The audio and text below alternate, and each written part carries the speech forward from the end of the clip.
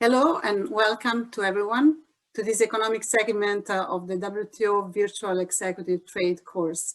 I'm Roberta Piermartini. I'm Chief of Section of the Economic Research and Statistics Division. Today I'm here as a moderator of this first module of the course, where we will be looking at key features of international trade in time of COVID. We will start with an overview of recent developments in trade patterns and trade costs. Then we will discuss issues related to global value chains and conclude looking at how COVID has affected gender inequality. I'm honored to introduce to you the speakers of this session, my colleagues Barbara D'Andrea, Stella Rubinova, Victor Stolzenberg, Eddie Beckers, and Jose Monteiro. The first speaker is Barbara D'Andrea, Senior Statistician in the International Trade Statistics section of the ERG. Barbara, what has happened to trade in goods and trade in services during the pandemic?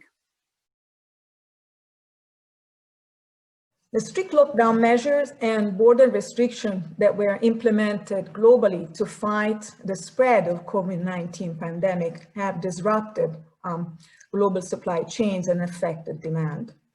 As a result, the volume of goods traded worldwide fell initially by 2.7% in the first quarter of 2020 compared with the previous quarter, to drop by 14.3% in Q2 at the peak of the pandemic. This contraction is the largest as record and is sharper than the 10.2 contraction recorded during the global financial crisis shown in this chart. Now, all regions saw steep declines in the volume of goods exported and imported, and on average, trade volumes dropped by 21% in Europe and 20% in North America, by 9% in South and Central America, and slightly less by 7% in the second quarter of 2020. And according to WTO Secretariat estimates, the volume of trade is forecast to drop by 9.2% by the end of 2020 on a year-on-year basis. In value terms, the global merchandise trade was down 21% year-on-year in Q2, and the decline in value terms, however, was slightly lower than during the financial crisis, where it dropped by 33%, as shown in this chart. And trade started to rebound partially in Q3, just down 4% year-on-year, as restrictions were lifted, especially in Europe, and production resumed. Overall, in the first 9 months of the year, merchandise trade value declined by 11% compared to the same period of 2019.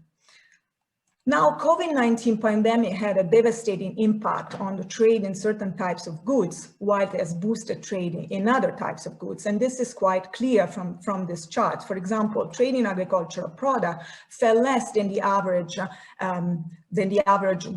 world average in the second quarter, only 5% versus 21% for total merchandise. And this was due to sustained demand for food products even during the strictest lockdown conditions. On the contrary, trade in fuels and money products fell sharply, mainly because prices collapsed.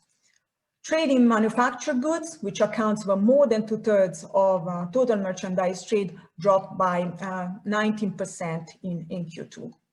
And this pattern continued also through Q3, where agricultural products remained resilient to the crisis, and the value of fuels and money products continue to see double-digit declines due to falling prices, while manufacturers less volatile than commodities and rebounded in Q3.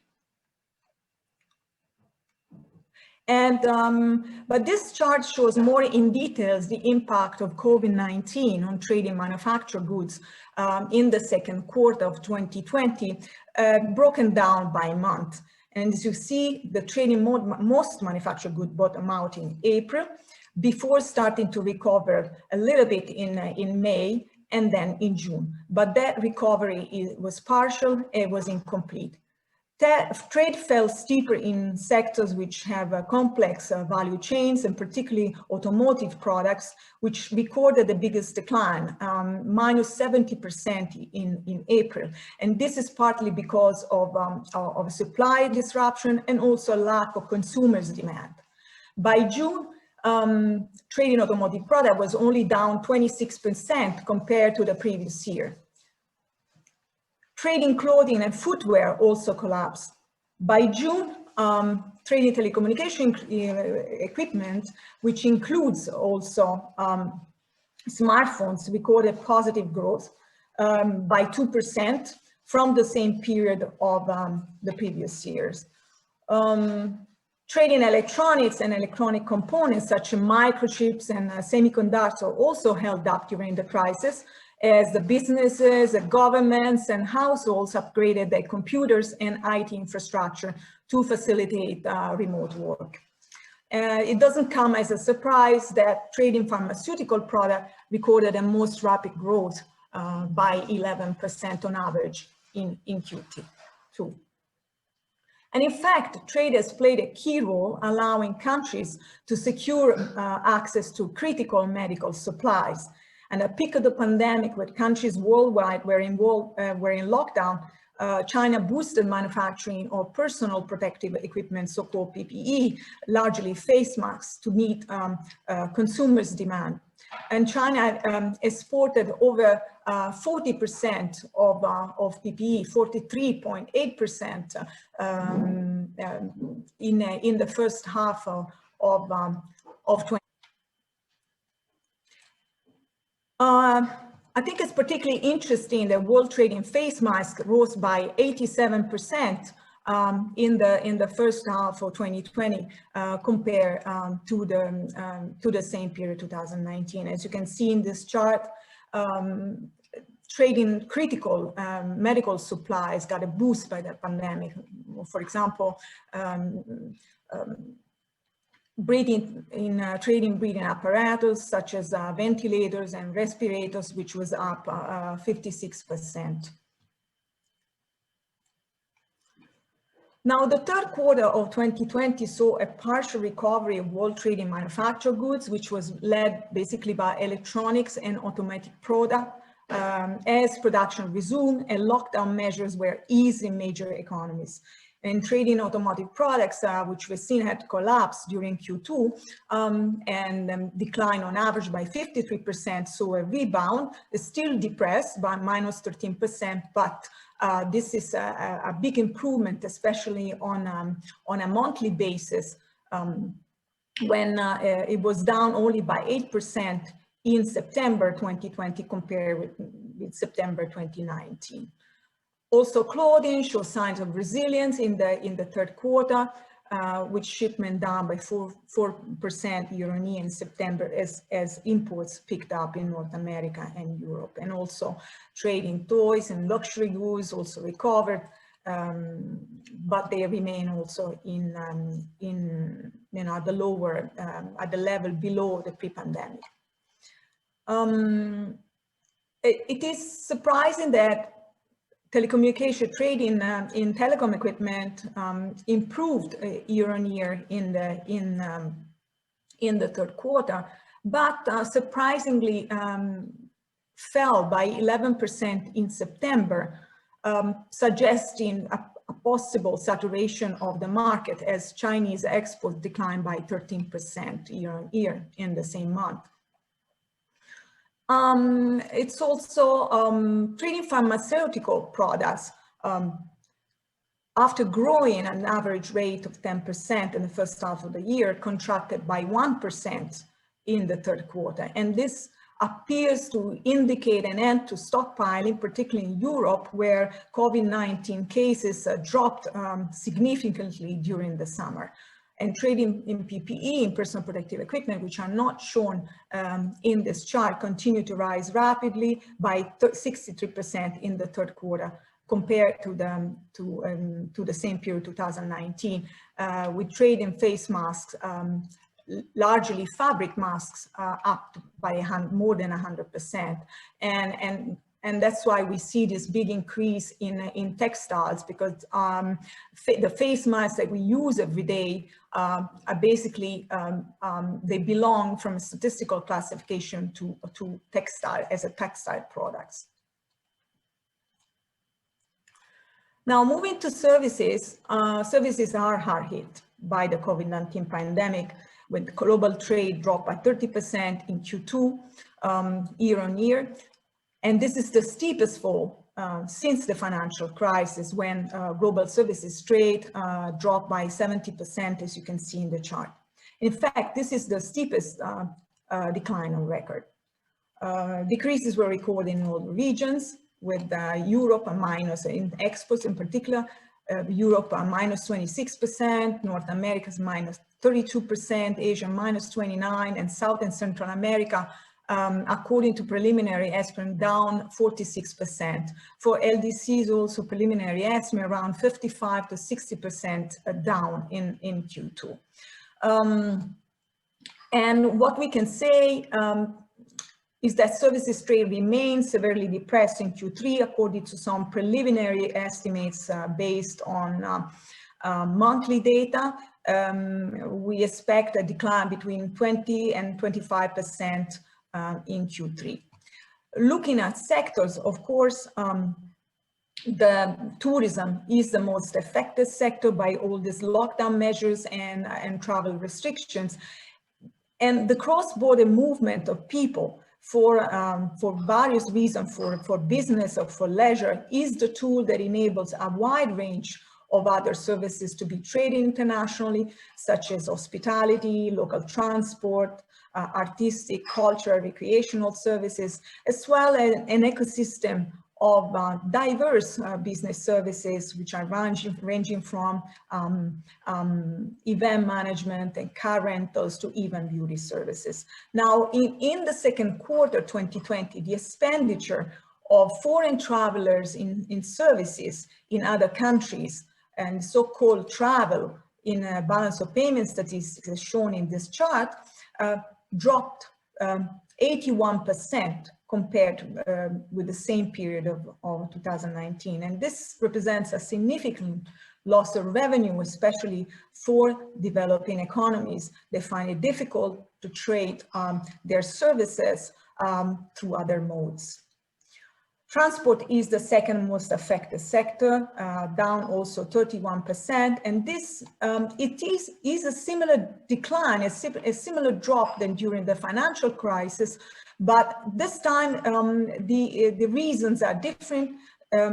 This decline, this drop, is due to restriction to passenger transport, especially air transport, and border closure, and a resulting demand for fall in demand for international travel is not due by sharp declines in freight shipping.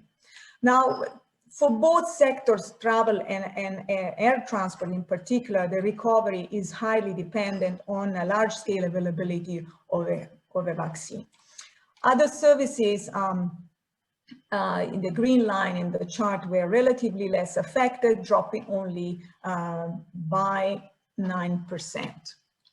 Now, if we look more closely into other services, the performance of trade in other services, we see that it changes significantly. While some sectors that required a physical proximity fell steeply, such as construction, minus 24%, also audiovisual, artistic, and recreational services, architectural, engineering services also linked to construction activity. Also, contract manufacturing was down as factory production halted in many countries.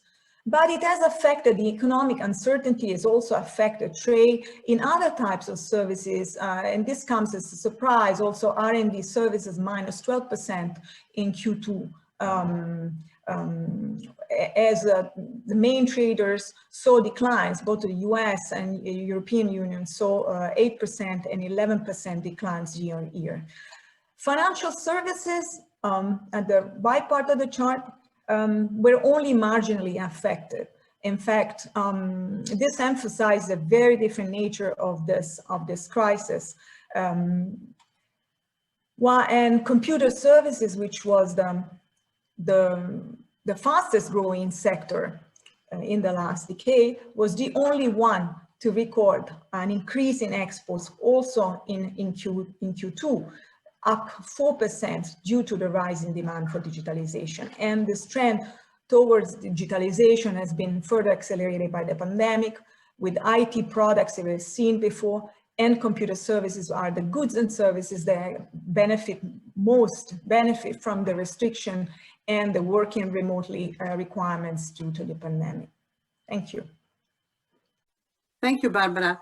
So COVID has had a huge impact on trade, and as Barbara told us, the measures put in place to respond to the crisis have had a huge impact through the effect on demand and the supply of goods. Another aspect that has been highlighted by economists during the crisis is the effect of these measures on trade costs. So our next speaker, Stella Rubinova, will discuss this issue. Stella is a research economist at the WTO working on topics related to trade costs, global value chains, and economic growth. Stella, what happened to trade costs during the crisis?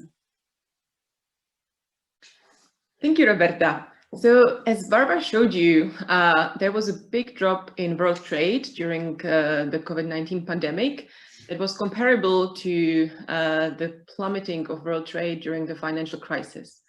However, there the comparisons kind of stops, because unlike in the 2009-2008 financial crisis, the reasons for the drop in world trade in this pandemic were quite different. And one of them is the increase in trade costs.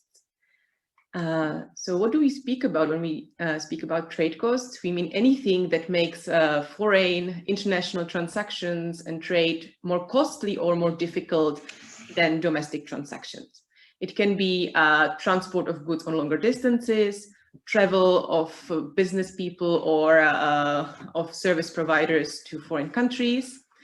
It is also the fact that concluding transactions and searching for foreign partners is more difficult when they speak a different language, when they have different culture or different legal systems. So these are information and transaction costs that can make trade quite costly. On the policy side, of course, we have trade policy barriers or trade policy measures that can make trade more costlier, but also customs procedures, how easy it is to clear goods through borders, through customs, or the simple effect of that there are regulatory differences that producers and sellers need to comply with. And the final element is also sort of the formal institutions of countries, the governance quality that can make trade more or less easier when contract enforceability is lower, or where in countries where formal institutions are not that strong, doing business and contracting with foreign partners might be more difficult. And according to our estimates, actually transport and travel costs still account for most of international trade costs, close to 30%. Information and transaction costs are also very important. And together, the policy factors also account for around 20%. And as I will explain, the COVID-19 pandemic has affected several of these elements. And I'll start with the most important one, which is the transport and travel. So as Barbara mentioned, because of the spread of COVID-19, government started to put in place many travel controls. So as you can see in this picture, that as of April 2020, most countries have put a ban on travel from either all countries or from some countries. And as time passed, they might have removed the bans, but they still introduce quarantines or some sort of regulations. And of course, this has affected mostly trade that requires face-to-face interaction, which is services that require proximity between consumers and suppliers, such as tourism, but also, for instance, maintenance and repair services, as Barbara mentioned. But it also has impact on other business services, for instance, professional or legal services, which might be delivered electronically, but often there needs to be this first contact, this personalization of the service that often needs face-to-face communication. And this in general is actually true for all trade, because to search for partners to establish new or maintain trading relationships, business travel is often essential. So actually, the impact of this pandemic will also depend on how easy it is to substitute these face-to-face interactions with electronic communication, electronic interactions. And it is that the case that the capacity of countries to use ICT infrastructure, to invest in ICT infrastructure will be an important factor on how this pandemic actually plays out and how the trade cost will play out. Another important point is that while most of the travel restrictions were really focused only on personal transport, the governments try to keep flows of goods as smooth as possible. So cargo transport was often exempted from these restrictions. These still had an impact on the cost of transporting goods. So in these two figures I show you, the first one is the prices of global air cargo. You can see that in April-May 2020, the price in blue of global air cargo skyrocketed. And it, despite its slight decline, it remains sky high. And the reason is that around half of world air cargo is actually delivered through passenger planes. So at the moment when most passenger planes were grounded due to the restrictions, the volume, the capacity of global cargo has plummeted, and this led to these skyrocketing air cargo prices. We also saw an increase in global shipping prices. It was for different reasons, but you can see that basically not only travel costs, but also transporting goods through air and sea has seen a considerable increase. The second important factor, as I mentioned, in trade costs is trade policy. At the beginning, most of the concerns were actually about crossing borders, because with the new restrictions on personal travel, governments introduced also controls at borders, which at the beginning caused considerable delays for international land transport. But actually later, there was a big push for facilitating these procedures and automating them to avoid personal contact, to avoid the transmission of the virus, which potentially actually could provide some push for digitalization, actually facilitation of customs procedures. As Barbara mentioned, international trade played and plays an important role in providing the supplies to fight the pandemic, such as personal protective equipment, medicines, or disinfectants. So when the pandemic started, the governments actually tried to facilitate imports of these products due to the increased demand. They eliminated import tariffs on these products. They lessened and simplified the documentary requirements and cooperated. On the other hand, they also, because of the global shortages, introduced many export restrictions, such as prohibitions, licensing of exports, or export controls. And this is where it was very important that, as according to WTO rules, these measures were actually kept temporary, targeted, and proportional. So to conclude, the COVID-19 pandemic had significantly increased travel and transport costs. As we have seen, even though the major increase was at the beginning, many of these effects are still in place, and they might not go away before we can easily travel around the world again when vaccine is found, when vaccine is actually widely disseminated. We also saw some introduction of temporary trade policy measures on certain products, a relatively small share of trade, but an important one. There's one factor that actually played a role is also the unprecedented level of uncertainty that the global economy has witnessed, which also impacts trade in negative ways and can magnify trade costs. Finally, maybe one positive aspect about this pandemic is this push for digitalization.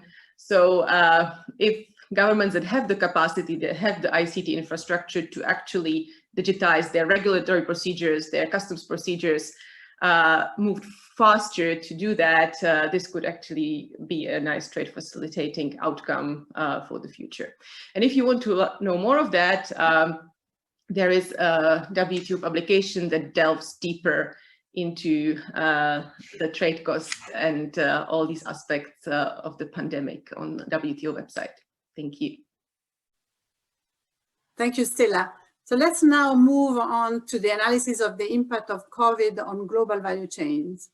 An important debate has started during the crisis about the resilience of global value chains, the way we know on how to produce now with production fragmented around the world. Eddie Beckers and Victor Stolzenberg will provide us with an overview of this debate. Eddie and Victor are research economists in the Economic Research and Statistics Division at the WTO. Eddie's work is focused on economic modeling, while Victor's work has focused on global value chains, among other trade-related issues. So, Eddie, Victor, how can COVID crisis impact global value chains? Thank you, Roberta. So, yeah, let me tell you about the effect of COVID on global value chains, which is a great topic here in the middle of the module, because it quite nicely connects the different parts of this module. After all, the impact of COVID on trade patterns, on trade costs, and also on gender inequality is to some extent moderated by the impact on global value chains. Just as a background, global value chains refer to the increasingly international organization of production by firms. That is, essentially they deal with the way goods are produced and eventually transported to the customer. And due to technological progress and trade liberalization over the past decades, firms decided to produce more and more of their inputs abroad and assemble them wherever it's cheapest, which has led to a rapid expansion of global value chains, in particular in the 1990s and 2000s, so that today they account for about 70% of global trade. As a caveat, we have to say, though, that their growth has mostly stagnated since the financial crisis, which brings us to the discussion of today. Because the COVID-19 pandemic has been argued to have sparked a discussion about the organization of value chains that focuses in particular on reshoring. However, this discussion in truth is a little bit older. It started a couple of years ago, which is evident if we think of the Brexit vote, the election of politicians that have imposed more trade restrictive measures. So it might be better to say that the pandemic has reignited an existing debate.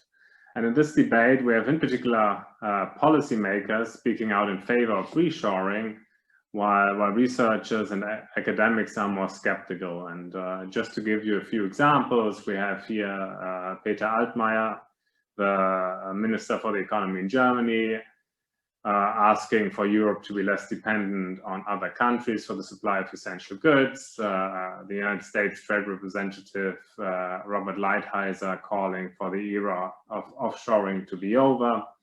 While in contrast, we have economists like Caroline Freund of the World Bank arguing that bringing supply chains back home would defy economic rationality, and Sébastien Miraudot of the OECD arguing that GVCs are resilient and robust already, so there's not too much we should be concerned about.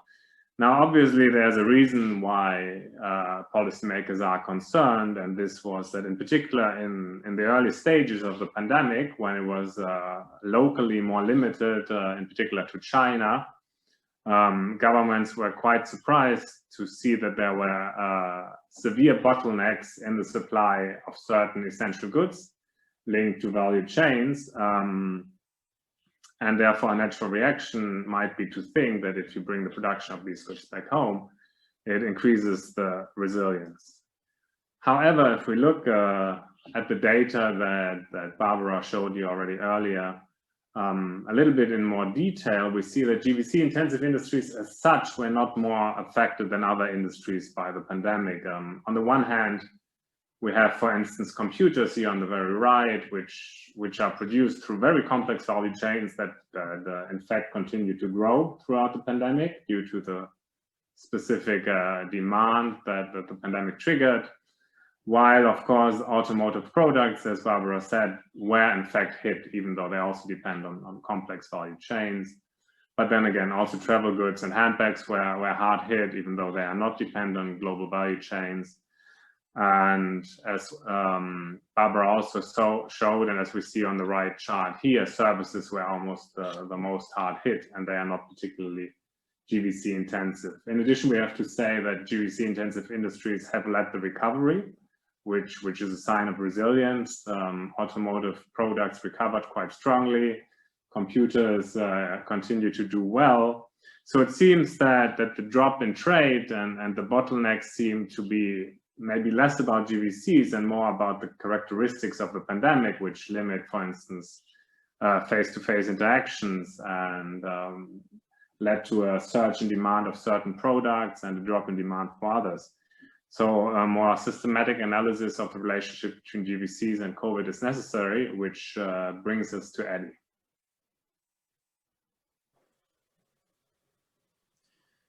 Thank you, Victor.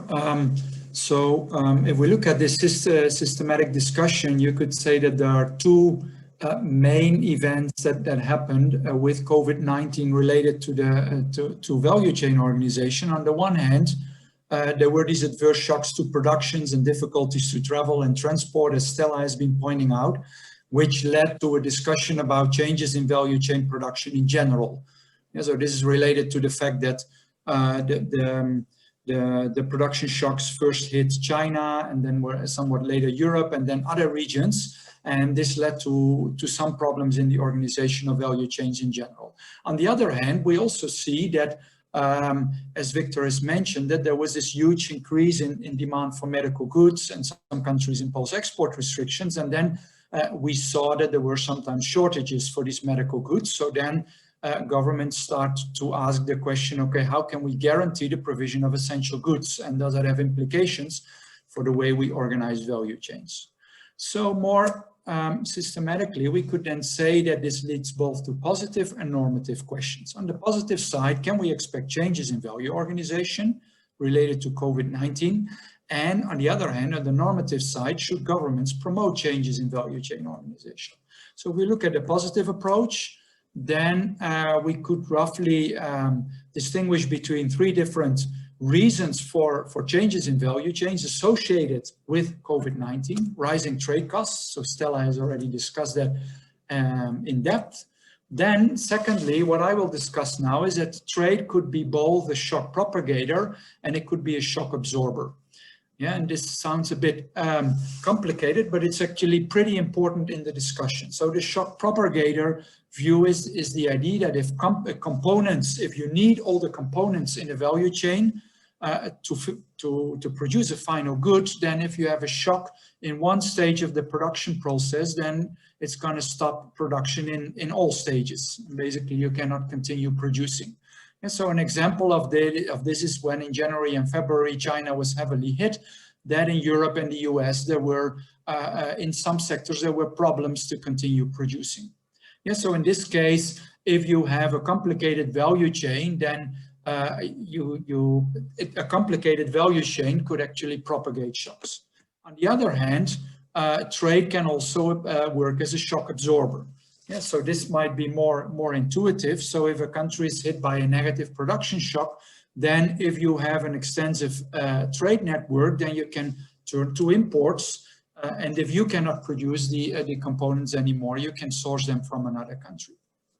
This actually also brings us to a third element, namely that more and more companies might start thinking about further diversifying or actually diversifying their organization of production to be able to better cope with shocks. Of course, this comes with costs, and so many companies at the moment are struggling with these difficult questions. And so this is related to COVID-19, but actually there were already all kind of trends were in motion, which were leading to changes in value chains, starting from the 2010s, more or less, after the great financial crisis. And so a first factor is rising wages in emerging countries. So if the wages increase in emerging countries, then you might have less payoff from benefiting from differences in factor costs and splitting up your production process. Then new technologies also play a role here, in particular, so robotization. If the production process becomes more robotized, then it might pay off less to benefit from differences in wages. Then what we've seen also since the mid-2010s, that there has been a pretty big increase in trade policy uncertainty. And this, of course, also impacts companies when they take decisions about value chains. Because if you organize your production in value chains, you have to ship your components between different locations. Then finally, there is a whole range of other factors which also play a role, like the rising share of services. In services, we tend to see, at least until now, we tend to see less complicated value chains. Then climate change might have an impact because it comes with shocks, and therefore it might make it more vulnerable to have a complicated or a complex value chain. Finally, the quest for sustainability could also lead to a demand to reorganize value chains. So then when we go to the normative approach, you could identify 3 different reasons for government intervention. On the first, there could be classical market failures. I don't think I have a lot of time to go into them into detail, but you can think of things like that if individual companies take decisions that they do not take into account what the impact is of their decisions on other companies. So then we are with the third point, the externalities. Then there could also be bounded rationality, so that it is difficult for companies to assess the value chain risks that they are facing. Then a second issue, and this is pretty relevant for trade policy, that is the guaranteeing the provision of essential goods. And governments might be thinking about changing their organization or promoting changes in the organization of value chains. And in particular, we have a so-called time inconsistency problem in the provision of essential goods. What does this refer to? This refers to the fact that before the crisis hits, then it is actually optimal for exporters of essential goods to negotiate low trade barriers because they are exporting these essential goods, so they want to be able to ship them out and to sell them in foreign markets. But then when they are facing a crisis, then they need these essential goods at home, so then they might have an incentive to impose export barriers. And so in response to this, the net importers of essential goods, they might say, well, in normal times, it's all nice that you want low barriers, you net exporters of essential goods, but we are actually fearing that you're gonna impose these export barriers once the crisis hits. So therefore, to prevent this, we are actually gonna produce more of these essential goods ourselves. Yeah, and so, of course, international cooperation would be the ideal way to confront this time inconsistency problem. Then finally, I also don't have much time to discuss that. There could be other objectives, social, environmental, but also geopolitical objectives of governments to want changes or to require changes in value chains. So to conclude, up to now, the evidence seems to indicate that there are these pre-existing trends, and they seem to be much more important than the COVID-19 pandemic. So the pandemic might serve as an accelerator instead of a game changer. Yeah, and then finally, the optimal way to increase value chain resistance and to guarantee the supply of essential goods, as I've just mentioned, it is to increase international cooperation on issues like information problems in value chains, inefficient stock holding, and the potential for sudden increase in export restrictions. Thank you. Thank you, Victor and Eddie. So to summarize, COVID did not affect all sectors in the same way. But COVID also did not affect people, all people in the same way. People working in informal sectors and services, women have been affected the most. So our next speaker is José Monteiro. José Antonio Monteiro is a research economist. His work is focused on inclusiveness issues related to globalization, including gender. And José, so how does COVID-19 affect women and men differently?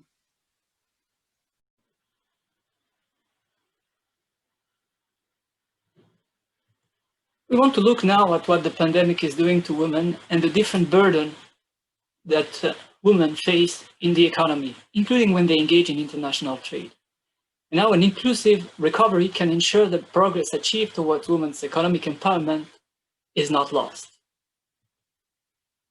Women workers have been hit harder than men by COVID-19 in both developed and developing economies.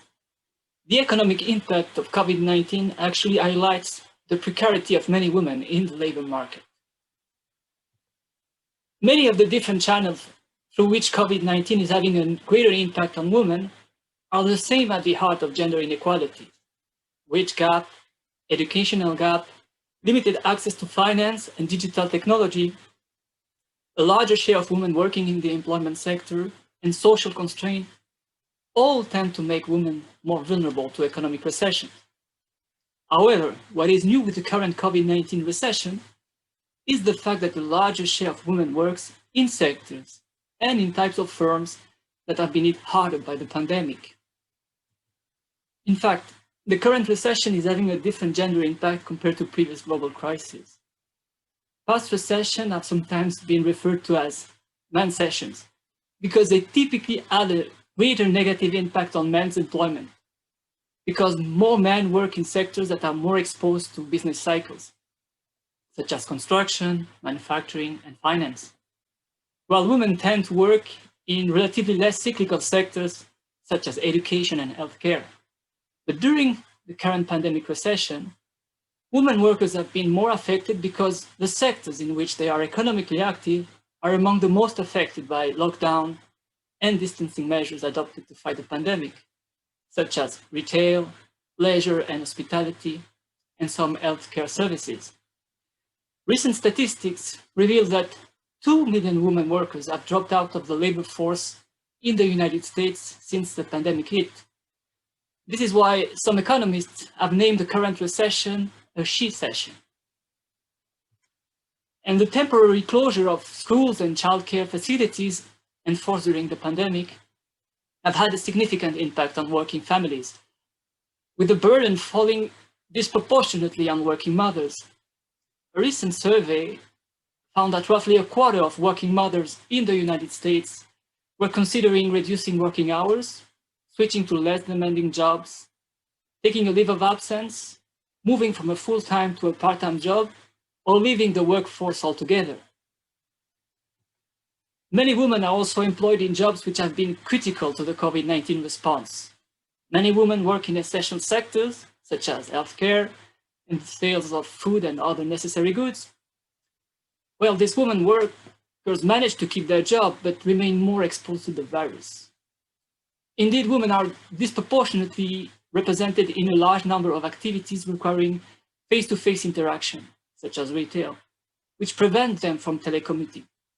Stay-at-home orders have in some cases prevented some women from working, and in some cases to earn a living during the lockdown. In fact, the economic impact of COVID-19 is expected to be particularly significant for women in least developed and developing economies, because fewer women work in jobs for which telecommuting is possible. In addition, in developing economies, many women continue to work in the informal sector.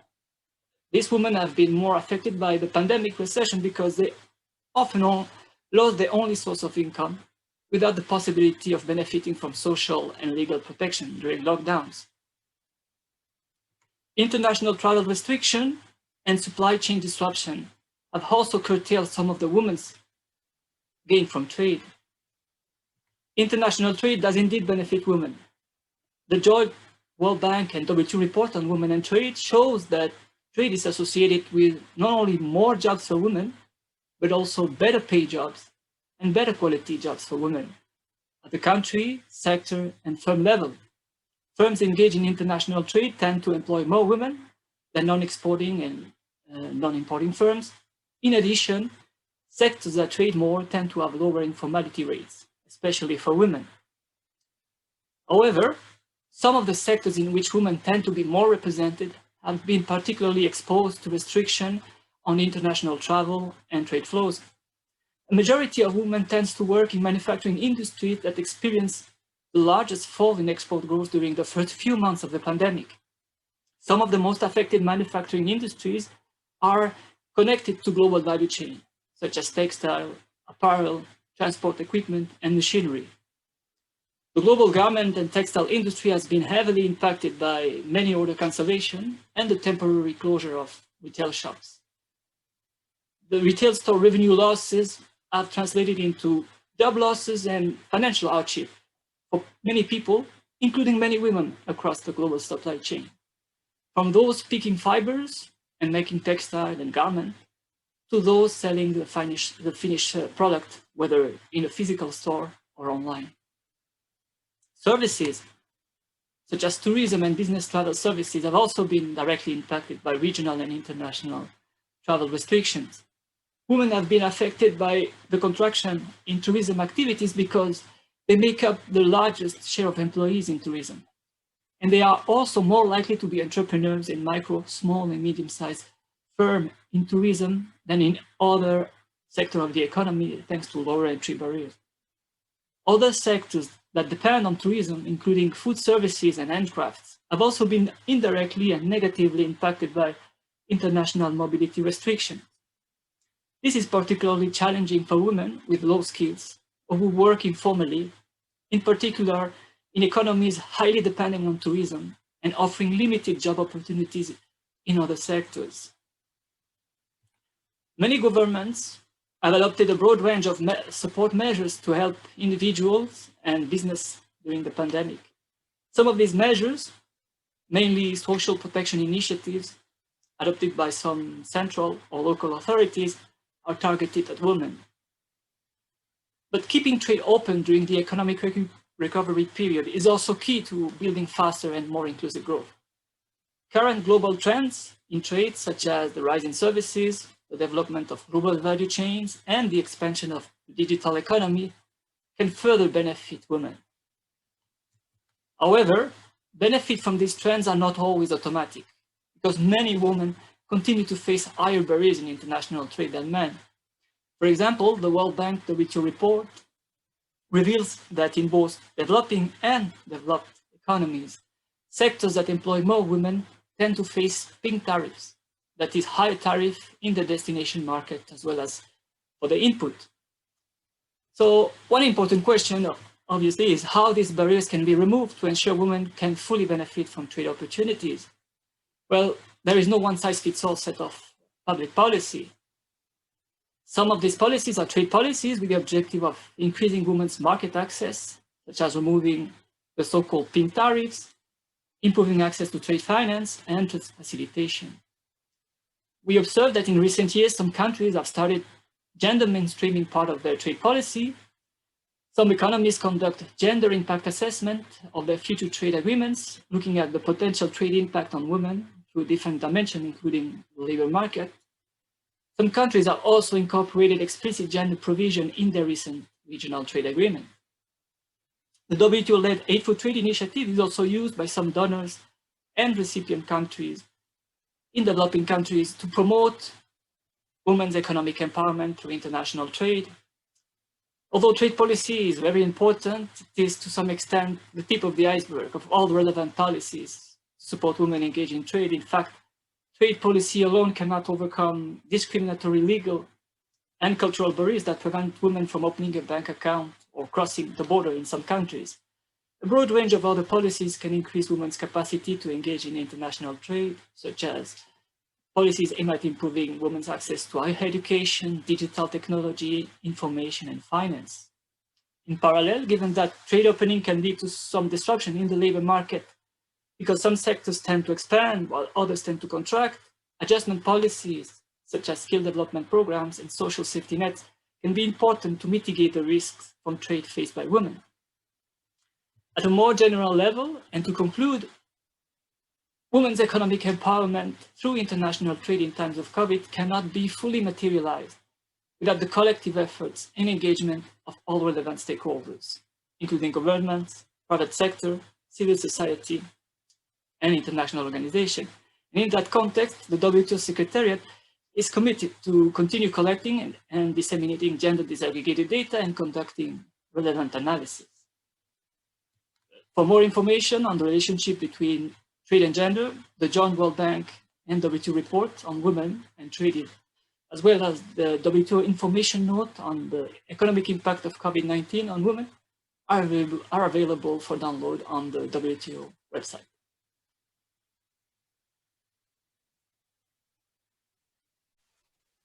Thank you, Barbara, Stella, Victor, Eddie, and Jose. This was very, very, very interesting presentation. Thank you all for your attention, and we look forward to reply to your questions. Bye-bye.